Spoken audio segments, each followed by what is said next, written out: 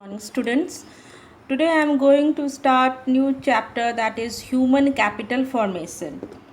In this chapter I will discuss first thing introduction. In introduction I will discuss about importance of human resources. Then after I will discuss concept like physical capital and human capital. What is physical capital and what is human capital, and second then comparison between physical capital and human capital.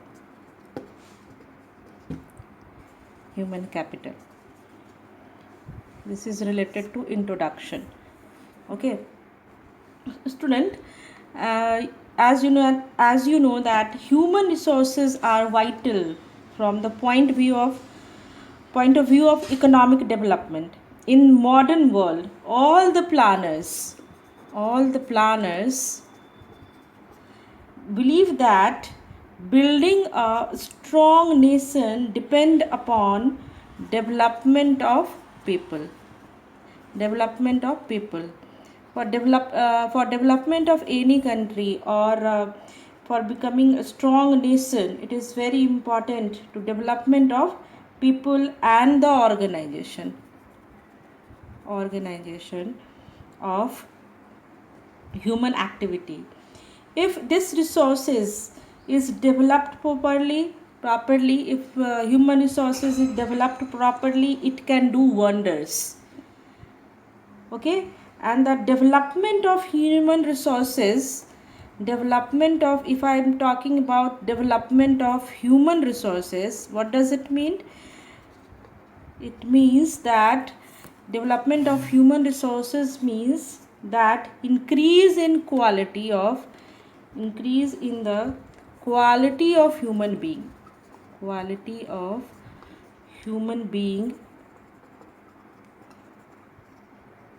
which helps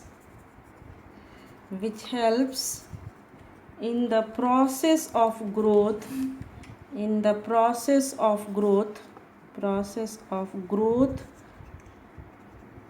and development of the economy.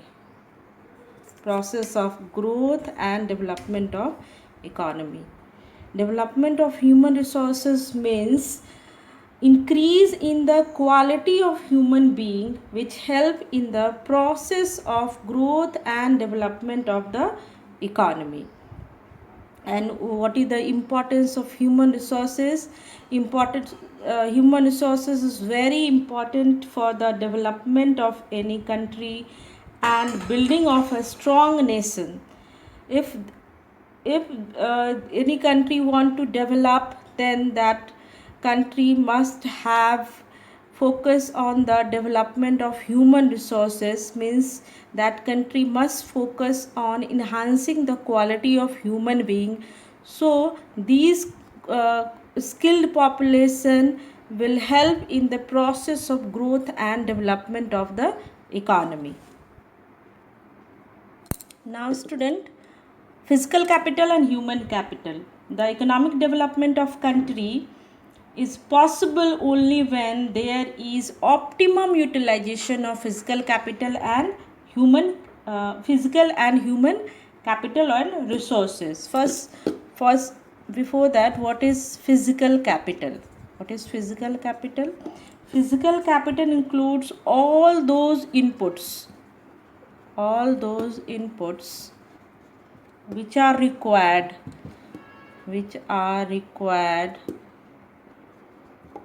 for further production,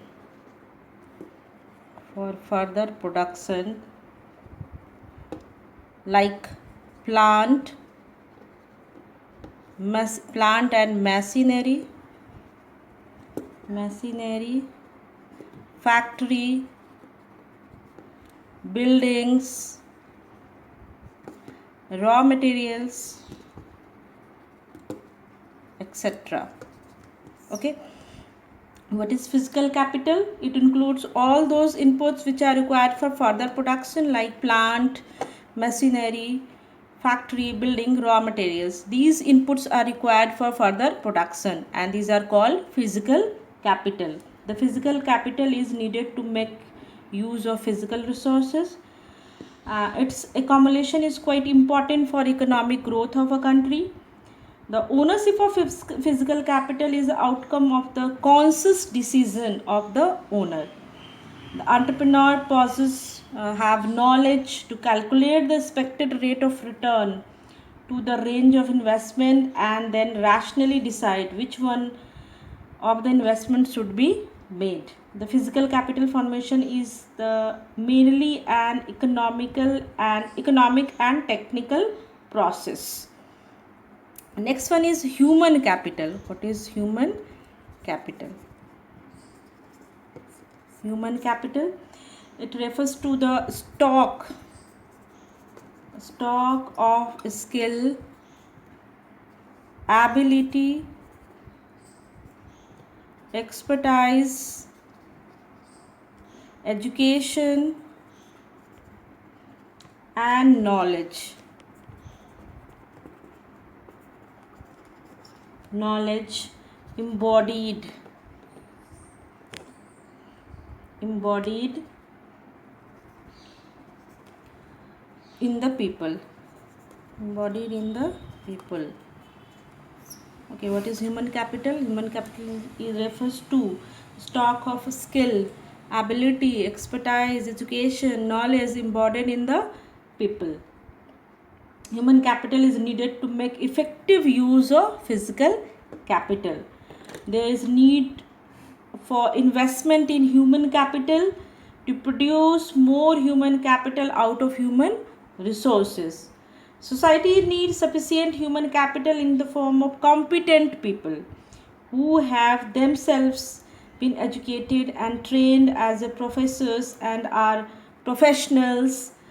In other words, we can say we need good human capital to produce other human capital like doctors, engineers, etc.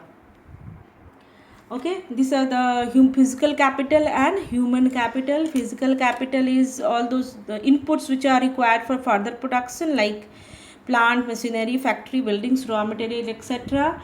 And ownership of physical capital is the outcome of conscious decision of the owner. The entrepreneur decide according to the calculation the expected rate of return to a range of investment, then rationally decides which one of the investment should be made.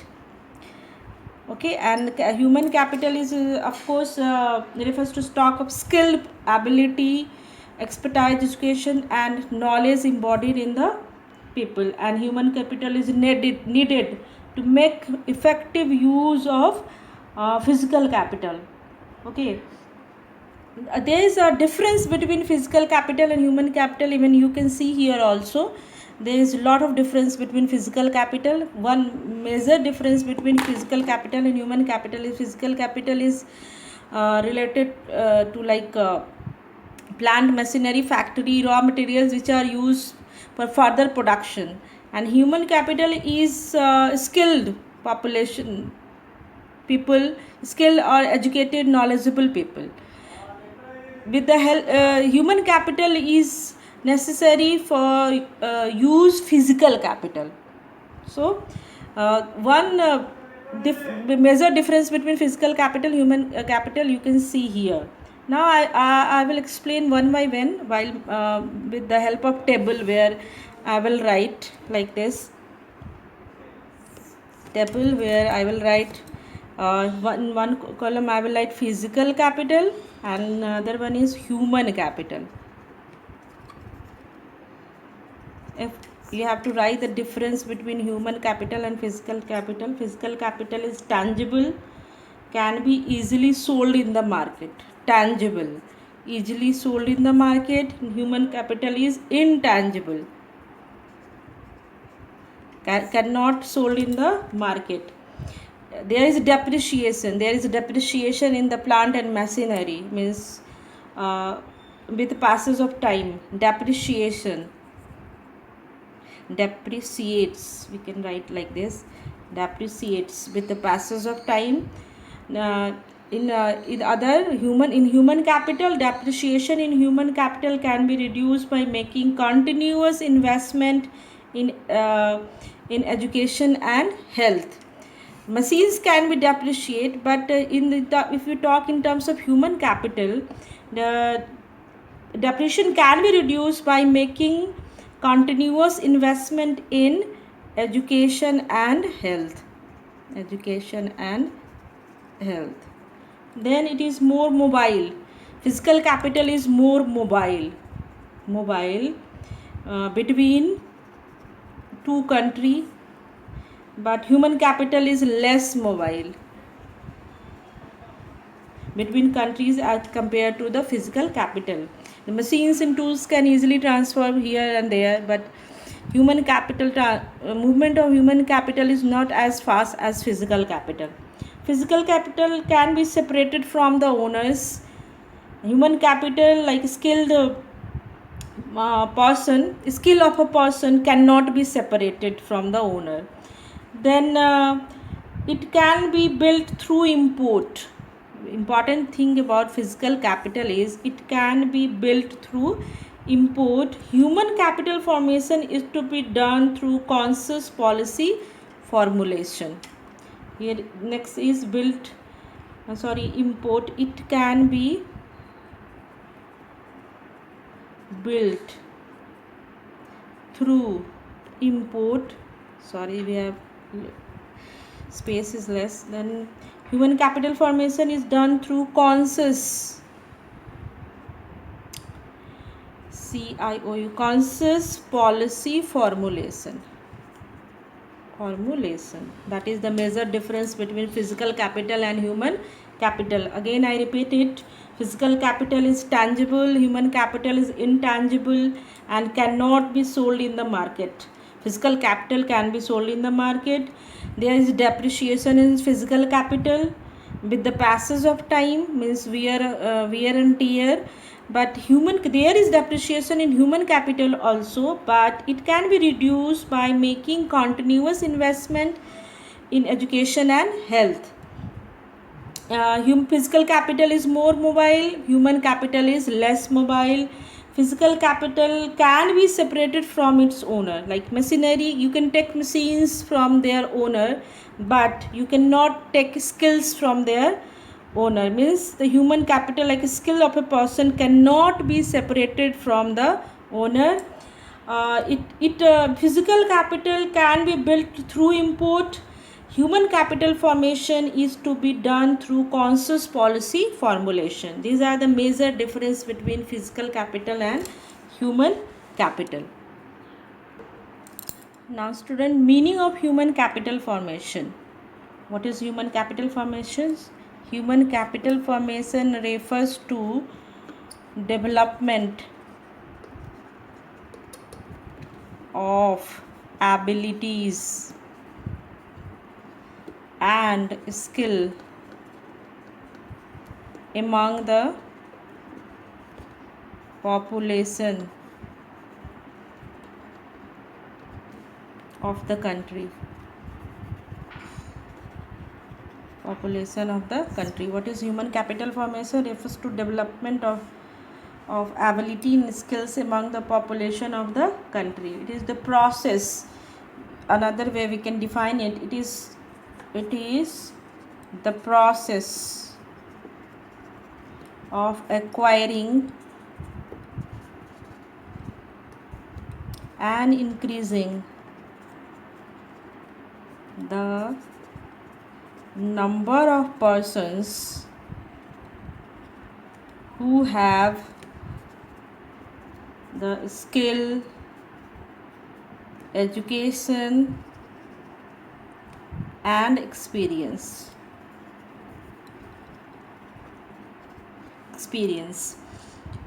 Human capital formation is associated with investment in man and his development as creative and productive resources. Development, we can say in another form that human capital formation, we can say short form that HCF is associated with investment in man and his development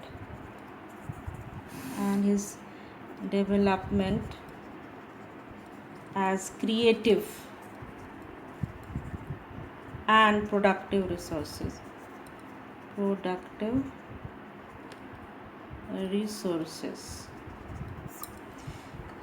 You must remember these things related to human capital formation. Again, I repeat it.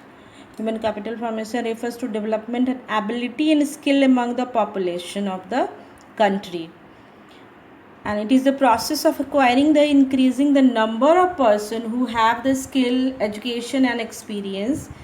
Human capital formation is associated with investment in man and his development as a creative and productive resources. This is human capital formation. Now question is, what are the sources of human capital formation? Means how can human resources can be converted into human capital formation? What are the methods and what are the process through which human capital can be increased? There are a number of ways by which human capital can be increased, and there are different sources through which human capital formation take place. The first one is expenditure on education, providing education, giving educational facility. Human capital can be formed, like expenditure on health, on job training. In the job trainings, on job training means providing new technological skill among the employee, and give new train them with new methods for working. That is also a method for human capital formation. Then expenditure on migration, expenditure on information. These are the resources through which human capital can be converted into human resources can be converted into human capital. Now I will discuss one by one sources of human capital formation. There are a number of ways by which human capital can be increased. First one is expenditure on education. Here, proper utility of manpower depend on the system of education and training of people. Here, the labor skill of you have seen that labor skill of an educated person is more than that of an uneducated person.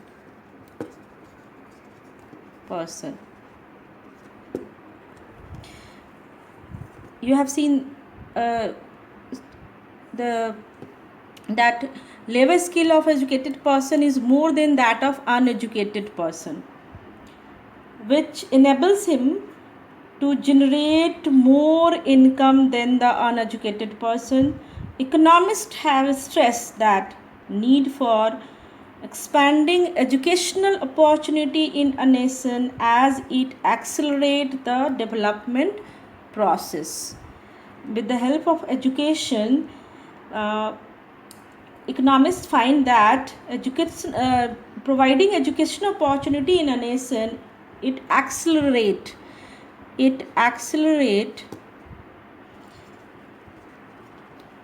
the development process.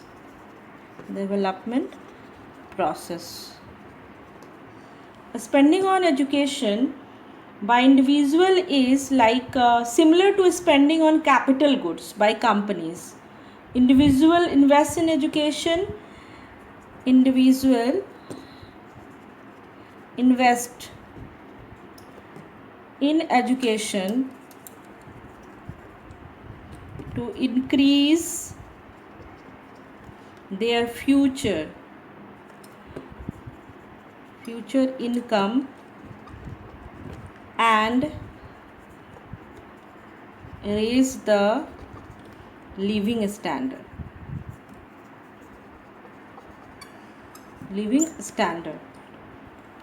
And that is the, it is seen that individuals invest in education to increase their future income and raise their living standard. Education contributes to economic growth. Education confers higher capacity of people. It gives better social standing and pride. Education enables one to make better choice in life. It provides knowledge to understand the changes takes place in the society. It also stimulates innovation. It facilitates adaptation of new technologies. These are the benefit of education. That's why economists give emphasis on providing education to whole population, because it is seen that educated population can do wonder in the economy. So it is very important to expand on education, so that skilled population will be helpful in the development of country.